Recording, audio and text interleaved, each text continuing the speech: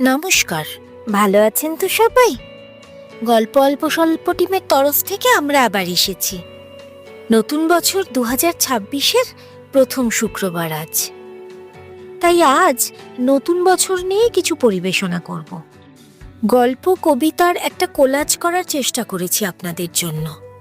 প্রত্যেকটিরই মেজাজ আলাদা আলাদা, কিন্তু মূল সুর একই।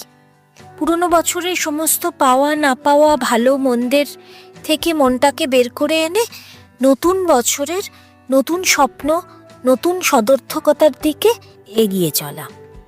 তাহলে শুরু করি আজকের নিবেদন।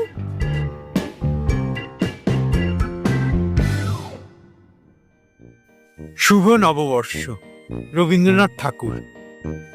নিশি অবসান প্রায়, ওই পুরাতন বর্ষ হয় গত। আমি আজি ধূলিতলে এ জীর্ণ জীবন করিলাম নত। বন্ধু হ, শত্রু হ, যেখানে যে কেহ রও, ক্ষমা করো আজিকার মতো। পুরাতন বরষের সাথে পুরাতন অপরাধ যত।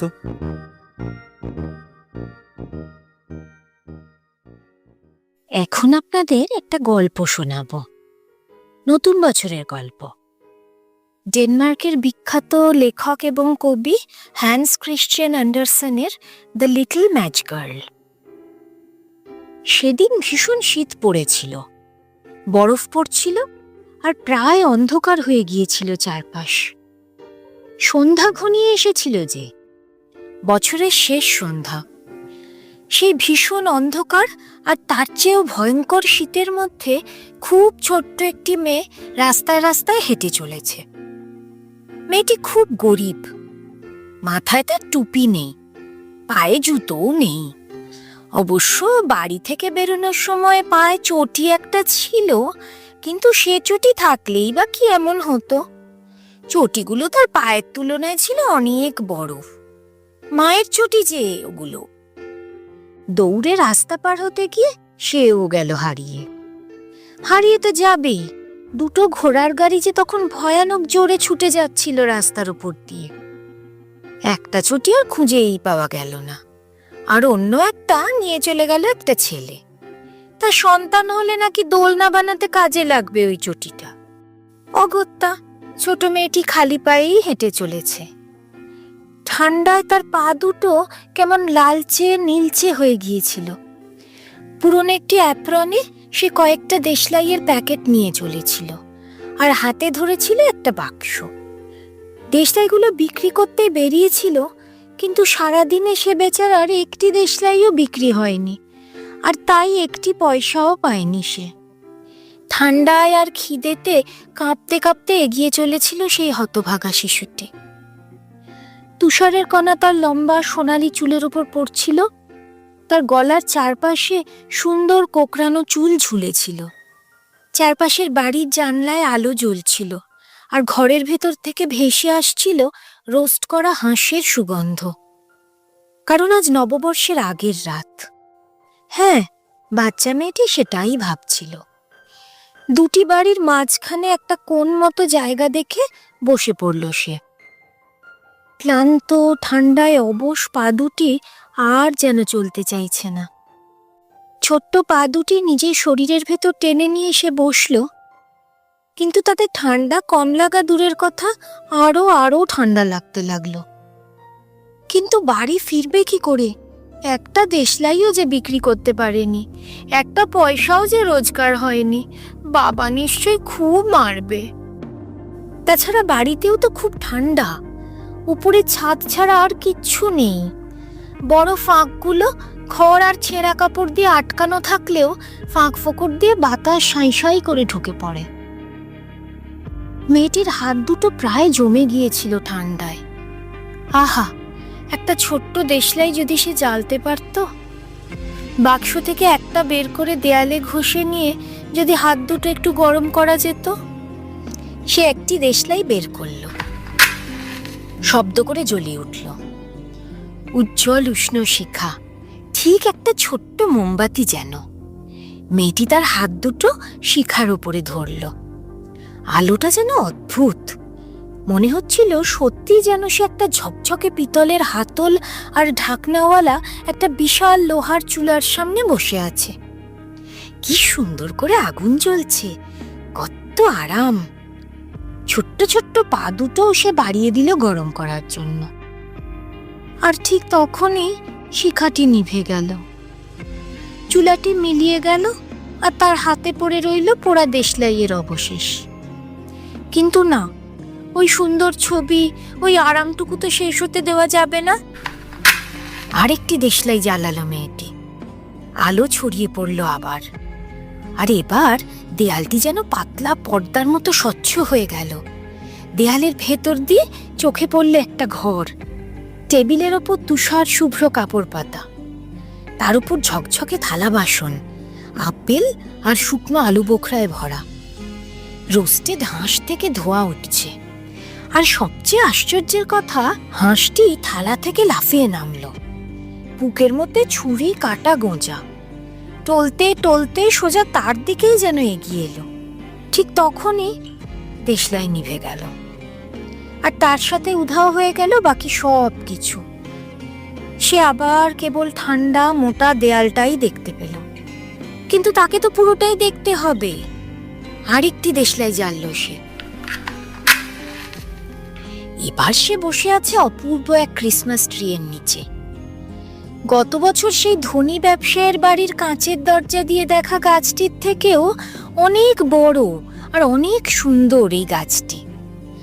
সবুজ ডালে হাজার হাজার মোমবাতি জ্বলছে, আর ছাপাখানার ছবির মতো রঙিন ছবিগুলো যারা তার দিকেই তাকিয়ে আছে। মেয়েটি তার ছোট্ট ছোট্ট দুটি হাত বাড়িয়ে দিল। ঠিক তখনই দেশলাইটি গেল নিভে। ক্রিসমাসের আলো তখন ওপরে উঠে যেতে লাগলো। সে দেখল সেগুলো আকাশে উজ্জ্বল তারায় পরিণত হয়েছে, আর তাদের মধ্যেই একটি তারা খসে পড়ল আগুনের লম্বা রেখা টেনে। মেয়েটি ভাবল, কোথাও কেউ নিশ্চয়ই এখন মারা যাচ্ছে, কারণ তাকে একমাত্র যে দিদা ভালোবাসতেন, এখন যিনি আর বেঁচে নেই, তিনি বলেছিলেন যখন একটি তারা খসে পড়ে তখন একটি আত্মা ঈশ্বরের কাছে উঠে যায়। সে আবার দেয়ালে একটি দেশলাই ঘষল। ঝলমল করে উঠল আলোয় চারদিক। আর সেই আলোয় এ কি, এ যে তার সবচেয়ে ভালোবাসার মানুষ, তার দিদিমা দাঁড়িয়ে আছে, স্বচ্ছ উজ্জ্বল স্নেহ ভরা সুন্দর একখানি মুখ নিয়ে। দিদিমা, চিৎকার করে ডেকে উঠল মেয়েটি। আমাকে সঙ্গে নিয়ে চলো, আমি জানি দেশলাই নিভে গেলে তুমিও মিলিয়ে যাবে, গরম চুলা, সুস্বাদু হাঁস আর ক্রিসমাস ট্রি এর মতোই। কিন্তু না, দিদিমাকে তো হারিয়ে যেতে দেওয়া যাবে না, এই তো তার শেষ আশ্রয়। দ্রুত পুরো দেশলাইয়ের বান্ডিলটাই জ্বালিয়ে দিল সে। দেশলাইগুলো এমন আলো ছড়ালো যেন দিনের আলোর চেয়ে উজ্জ্বল হয়ে উঠল চারদিক। মেয়েটি অনুভব করছে দিদিমা তো এত সুন্দর, এত উজ্জ্বল ছিলেন না কখনো।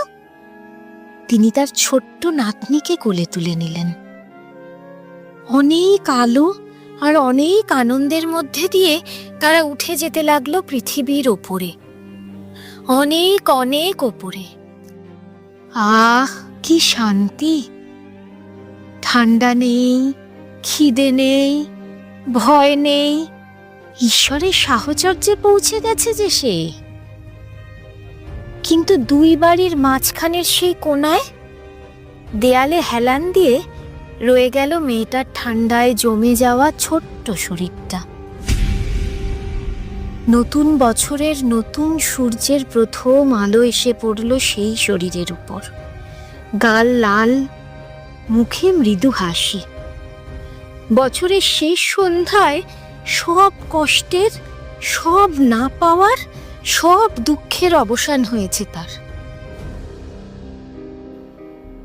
জমে যাওয়া হাতে সম্পূর্ণ পুড়ে যাওয়া দেশলাইয়ের বান্ডিল। অনেকে বলল সে নিজেকে গরম করতে চেয়েছিল বোধহয়।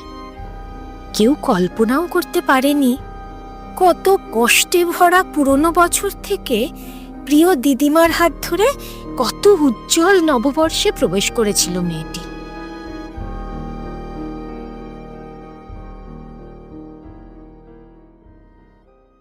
এর পরের নিবেদন কবি মল্লিকা সেনগুপ্তের নতুন বছর। নতুন বছর আসুক আমার দুঃখ রাতের শেষে, নতুন বছর হাসপাতালের রুগীরা বাড়িতে ফিরুক, কুমিরডাঙ্গার কালো মেয়েটিকে একটি চাকরি দিও। নতুন বছর বাজে বেলিয়ায় যেন দুধ ভাত জোটে। নতুন বছর ভবঘুরে হাঁস লেকের জলায় নামুক। নতুন বছর গতির যুদ্ধে বাঁচুক সবুজ শামুক। নতুন বছর স্বপ্ন দেখার সাহস জোগাও আমাকে। নতুন বছর ঘরের বউটি তিলে তিলে আর না মরে। নতুন গানের সঙ্গে বাঁচুক নলেন গুড়ের সন্দেশ, কেন্টাকি ফ্রাই চিকেনের সাথে নারকেলি পাটিসাপটা। নতুন বছর কি আছে তোমার নতুন শস্য খেতে? আলো আঁধারির পাঞ্জায় যেন আলোর পক্ষ যেতে। নতুন বছর আমার জন্য উষ্ণ হৃদয় এনো। মোবাইল ভীরু চড়ুই পাখিকে পথ বলে দাও শহরের। নতুন বছর শত্রুকে আমি ভালোবাসা ছুঁড়ে মারবো। যারা বন্ধুকে ছুরি মেরেছিল তাদের জন্য গোলাপ। যে ভালোবাসার জন্য চাতক বুকের মধ্যে ডাকে, নতুন বছর এবার উপসে ফিরিয়ে দিও না তাকে। নতুন বছর ঘন চুম্বনে আগুন জ্বালাও শরীরে। নতুন বছরে আরোগ্য আনো অন্ধকারের গভীরে। নতুন বছরে আরোগ্য আনো অন্ধকারের গভীরে।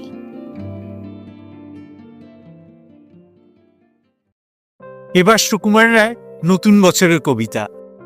কান্না হাসি পোটলা বেঁধে বর্ষভরা পুঁজি, বৃদ্ধ বছর উধাও হলো ভূতের মুলুক খুঁজি। নূতন বছর এগিয়ে এসে হাত পাতে ওই দাঁড়ে, বল দেখি মন মনের মতন কি দিবি তুই তারে? আর কি দিব? মুখের হাসি, ভরসা ভরা প্রাণ, সুখের মাঝে দুঃখের মাঝে আনন্দময় গান।